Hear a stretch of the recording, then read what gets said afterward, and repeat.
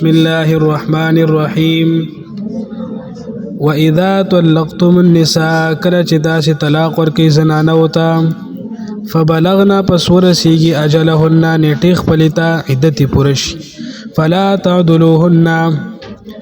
ميسار وي اغي لرا ينكحنا چې نکاح وکي ازواجهن د خپل خاوندانو سره اذا تراضوا بينهم کله چې دی راځي خپل منځ کې بالمعروف د شریعت مطابق ذالک دا حکم چې یوعظ به نصیحت کې دي چې بده سره من کان هغه چاته چې وی تاسو نه یؤمنو چې ایمان راوړي په الله باندې وليوم الاخر په ورځ اخرت باندې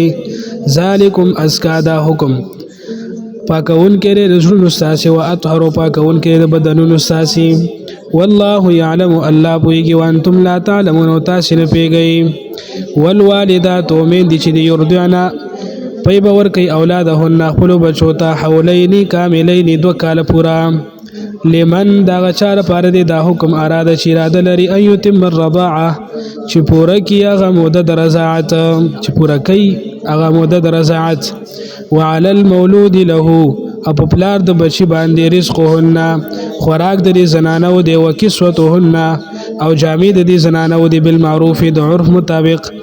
لا تكلف نفس مکلف کوله بنشي او نفس الله وسعها مگر د اندازې د واستغي لا تضار والده ضرر بنشي ور کېدل مورتا بولدها په سبب د بچی داغي ولا مولود له او نه پلار د بچی ته بولده په سبب د بچی داغي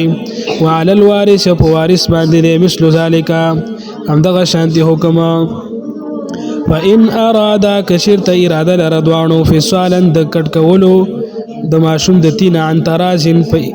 رضامندیا سره منهما د دې دوانو نو تشاور په مشورې سره فلا جناح عليهما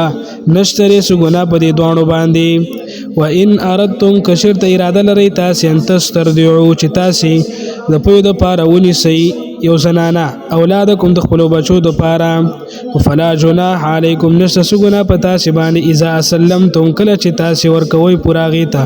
ما اتیتم چې مقرر کړی تاسو بالمعروف د عرف مطابق واتقوا الله ویریږي د الله نه واعلموا پوه شي په دې خبره باندې ان الله یقینا الله چې به ما پاغه سبانه تعملون چې کوي تاسو بصیر لیدون کې